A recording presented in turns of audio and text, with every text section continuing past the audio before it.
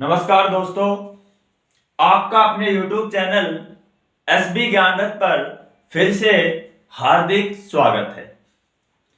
जैसा कि आप सभी को पता है, कल विधानसभा चुनाव 2023 के परिणाम आ चुके हैं। 5 राज्यों में चुनाव हुए थे। एक राज्य मिजोरम ऐसा राज्य है जिसके कल परिणाम नहीं आए, किसी कारणवश वो परिणाम आ जाएंगे। तो परिणामों का आपको सभी को पता है कि भाजपा सरकार ने 4 राज्यों के आए हुए परिणामों में से 3 राज्यों में अपनी सरकार बनाने में कामयाब रही है। सबसे पहले अपन परिणाम की बात करते हैं। उससे पहले अपन बात करते हैं कि भाजपा ने 5 राज्यों में चुनाव लड़े थे और 5 ही राज्यों में भाजपा ने अपना मुख्यमंत्री पद का चेहरा नहीं दिया था। यानी भाजपा ने जो चुनाव लड़ा है वो अपने माननीय प्रधानमंत्री श्री नरेंद्र मोदी के चेहरे पर लड़ा है और इस चीज का फायदा भाजपा को सभी राज्यों में मिला है। तो क्योंकि प्रधानमंत्री नरेंद्र मोदी ही खुद ऐसे व्यक्तित्व हैं जिनका कोई सानी नहीं है। राजस्थान से वसुंधरा के चेहरे को पीछे खींच लिया गया। मध्य प्रदेश से शिवराज सिंह जी चौहान के चेहरे को पीछे खींच लिया गया और भाजपा ने एक ऐसी स्ट्रेटजी बनाई कि हम 5 राज्यों में ही मुख्यमंत्री का चेहरा न देकर श्री नरेंद्र मोदी के चेहरे पर ही चुनाव लड़ेंगे और कमल के फूल पर ही क्या है, चुनाव लड़ेंगे। जो स्ट्रेटजी उनकी बहुत अच्छी कारगर साबित हुई और इसी कारण उनके हक में परिणाम आए हैं। देखो, जिस सरकार ने जैसा किया, जिस सरकार ने भी जैसा काम किया 5 सालों में, उसका परिणाम उसको आज देखने को मिला है। जिसने अच्छा किया है वो सरकार रिपीट हुई है। जिसने काम जनता के विरोध में किए थे, अच्छे नहीं किए थे, उसको जनता ने धक्का मार दिया। सिंपल सी बात है, लोकतंत्र है, जनता के हाथ में शासन है। आप काम नहीं करोगे तो जनता आपको पसंद नहीं करेगी। अपन बात करते हैं एक एक राज्य के अनुसार। सबसे पहले बात करते हैं अपन मध्य प्रदेश की। मध्य प्रदेश में बीजेपी पार्टी ने बहुत प्रचंड जीत हासिल की है। बहुत ही भयंकर तरीके से जीत हासिल की है। मध्य प्रदेश में जो टोटल विधानसभा की सीटें हैं वो है 230। कितनी? मध्य प्रदेश में टोटल 230 विधानसभा की सीटें थी, जिनमें से बीजेपी को 163 सीटों पर क्या मिली है, विजय मिली है। उसके बाद इंडियन नेशनल कांग्रेस यहां कांग्रेस के दावे थे कि हम मध्य प्रदेश में बहुत अच्छा परफॉर्मेंस करेंगे, लेकिन कांग्रेस बहुत अच्छा कांग्रेस मध्य प्रदेश में नहीं कर पाई है। इंडियन नेशनल कांग्रेस को केवल और केवल मध्य प्रदेश में 66 सीटें मिली है। उसके बाद अदर की 1 सीट मिली है। अपन बात करते हैं राजस्थान में राजस्थान सरकार की योजनाएं बहुत अच्छी थी, लेकिन उनका इंप्लीमेंट या जनता तक उनका जो अच्छी तरीके से पहुंच नहीं पाई। राजस्थान की योजनाएं बहुत अच्छी थी लेकिन जनता तक अच्छे से नहीं पहुंच पाई और इसीलिए क्या है, राजस्थान ने कांग्रेस को भी क्या कर दिया, धुतकार मार दिया। तो राजस्थान में जो परंपरा चली आ रही थी, एक बार बीजेपी एक बार कांग्रेस, एक बार बीजेपी एक बार कांग्रेस, उसी चीज को रिपीट किया है। राजस्थान में जो विधानसभा की सीटें थी 200, उनमें से 199 सीटों पर ही क्या हुए थे, चुनाव हुए थे। 1 सीट अभी बाकी है और वो जो सीट है वो है गंगानगर की कर्णपुरा सीट। उस पर चुनाव न होने का मुख्य कारण यह रहा कि जो कर्णपुरा सीट से कांग्रेस के उम्मीदवार थे उनका निधन हो गया, इसलिए इस सीट पर अभी आगे चलकर चुनाव होंगे। तो राजस्थान में 200 विधानसभा सीटें हैं जिन पर 199 में क्या हुए हैं, चुनाव हुए हैं, जिनमें से बीजेपी की पूर्ण बहुमत की सरकार बनी है। बीजेपी ने 115 सीटें प्राप्त की है। उसके साथ इंडियन नेशनल कांग्रेस जो बहुत बड़े दावे ठोक रही थी कि हम अपनी पूर्ण बहुमत की सरकार लेके आएंगे और अशोक गहलोत के नेतृत्व में काम करेंगे, लेकिन कहीं ना कहीं इनके कांग्रेस की खुद की पार्टी के बीच ही जो मतभेद रहा वही इंडिया कांग्रेस को ले बैठा। आप सभी को पता है गहलोत और सचिन पायलट के मध्य आपसी मतभेद चल रहे थे और आजकल चल रहा है, आपने देखा होगा, रील वगैरह में भी देखा होगा कि गहलोत खड़े होकर जा रहे हैं कि तू ले ले ये सीट, सचिन पायलट से कह रहे हैं कि तू ले ले ये सीट। अब ना गहलोत को मिलेगी और ना ही किसको मिलेगी, सचिन पायलट को मिलेगी। तो इंडियन नेशनल कांग्रेस को कितनी मिली है, 69 सीटें, बहुजन समाज पार्टी को 2 सीटें मिली हैं और आदर्श ने राजस्थान में अच्छी बाजी मारी है, 13 सीटें प्राप्त की है आदर्श ने। उसके बाद अपन बात करते हैं तेलंगाना।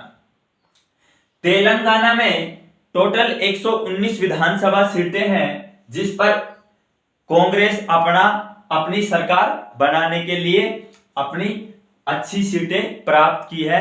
कांग्रेस को क्या है, बहुमत प्राप्त हुआ है। इंडियन नेशनल कांग्रेस को 119 में से 64 सीटें मिली, लेकिन क्या है, इनकी पूर्ण बहुमत की सरकार बन जाएगी। उसके बाद बीआरसी को 39 सीटें मिली हैं। बीजेपी का प्रदर्शन तेलंगाना में बहुत अच्छा नहीं रहा, केवल और केवल 8 सीटें मिली हैं और एआईएमआईएम को 7 सीटें मिली हैं। तो तेलंगाना का ये रहा प्रदर्शन और अदर को क्या है, तेलंगाना में 1 सीट मिली। उसके बाद है छत्तीसगढ़। छत्तीसगढ़ में बहुत ही कांटे की टक्कर चल रही थी, जब मतगणना चल रही थी, रुझान आ रहे थे, तो क्या है, कांग्रेस बीजेपी से बहुत आगे थी और एक समय ऐसा लग रहा था कि कांग्रेस छत्तीसगढ़ में सरकार बना जाएगी।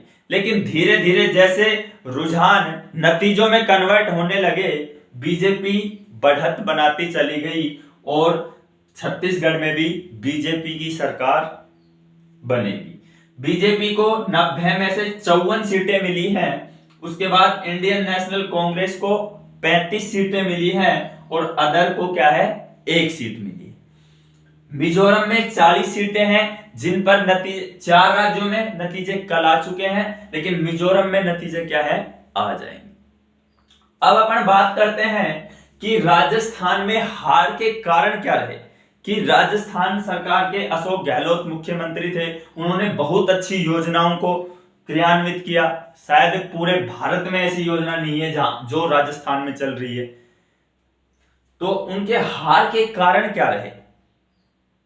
सबसे पहले अपन राजस्थान में कांग्रेस की हार के जो मेन कारण रहे वो उनकी आपसी फूट थी। कहते हैं ना, घर का भेदी लंका ढाए, घर का भेदी लंका ढाए, कि उनमें आपस में ही क्या है, गठजोड़ नहीं था, एक मत होकर चुनाव नहीं लड़ा और इसी वजह से कुर्सियों के लिए चुनाव लड़ा। गहलोत कह रहा था मैं सीएम बनूंगा, सचिन पायलट कह रहा था मैं सीएम बनूंगा। अब दोनों ही क्या है, अपने घर जाकर बैठेंगे।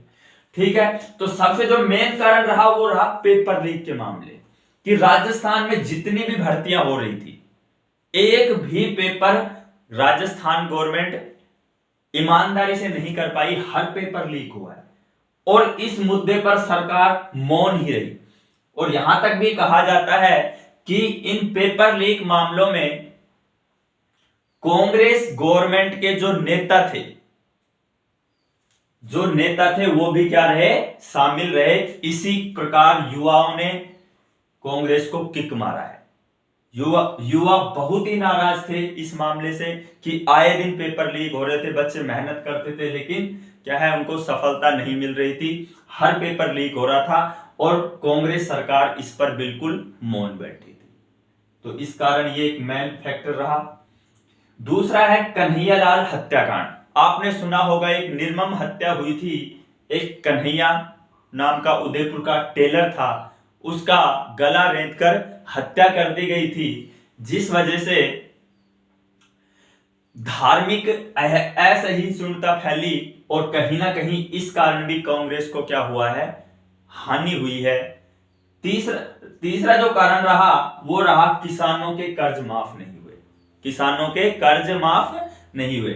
जब गवर्नमेंट कांग्रेस राजस्थान में सत्ता में आने से पहले पिछले चुनाव में वादा किया था कि हम किसानों के कर्ज माफ कर देंगे, लेकिन राजस्थान गवर्नमेंट यह भी नहीं कर पाई, इसलिए कांग्रेस से किसान भी लगभग नाराज चल रहे थे। उसके बाद पेट्रोल डीजल के दाम अधिक थे। अन्य राज्यों की तुलना में, पड़ोसी राज्यों की तुलना में राजस्थान में पेट्रोल और डीजल के दाम बहुत अधिक थे, जो भी क्या है, लोगों को क्या कर रहे थे, परेशान कर रहे थे। लोगों का कहना है कि गहलोत ने जो सुविधाएं हमें लास्ट के 6 महीनों में दी, वो 4.5 सालों में वो हमें उपलब्ध नहीं करा पाए। और आज का वोटर इतना जागरूक हो चुका है कि आप उसको लास्ट के 6 महीने में प्रलोभन देकर आकर्षित नहीं कर सकते। आज का वोटर पढ़ा लिखा है, हर चीज को समझता है, तो यही कारण रहे राजस्थान में हार के। और अब बात करते हैं कि बीजेपी की गवर्नमेंट 4 में से 3 राज्यों में बन रही है और वहां सीएम पद का अभी कोई चेहरा नहीं है। ये चुनाव बीजेपी ने माननीय मुख्यमंत्री माननीय प्रधानमंत्री श्री नरेंद्र मोदी के चेहरे पर लड़ा। वो एक व्यक्तित्व के धनी है, उनका पूरे भारतवर्ष में एक अलग ही पहचान है और यही कारण रहा कि भाजपा इन 4 राज्यों में से 3 राज्यों में सफल रही।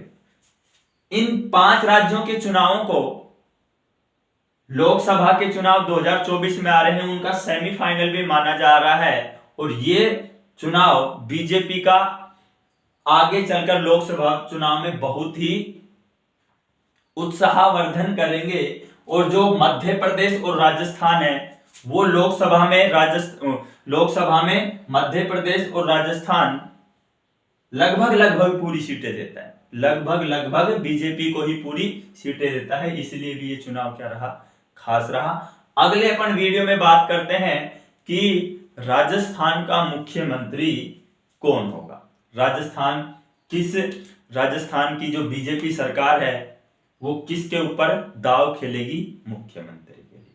तो अगर वीडियो अच्छा लगा हो तो इसे लाइक करें और हमारे YouTube चैनल SB ज्ञानरथ पर को सब्सक्राइब करें और अच्छे से पढ़ें। जय हिंद, जय भारत।